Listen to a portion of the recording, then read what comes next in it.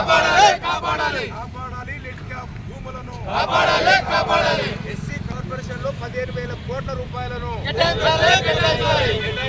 15,000 కోట్ల రూపాయలను వర్ధిల్లాలి మాదిగల ఐక్యత, వర్ధిల్లాలి ఎస్సీ ఎస్టీ బీసీ ఐక్యత, ఎస్సీ కార్పొరేషన్ లో 15,000 కోట్ల రూపాయలను పేదవాళ్లకు తక్షణమే 10 లక్షల రూపాయలు, అర్హులైన పేదవాళ్లకు తక్షణమే 10 లక్షల రూపాయలను, గ్రాంట్ సెక్యూరిటీ లేకుండా పేదవాళ్ళకి 10 లక్షల రూపాయలను, లిడ్ క్యాప్ భూములను అన్యాక్రాంతం కాకుండా కాపాడాలి ప్రభుత్వము.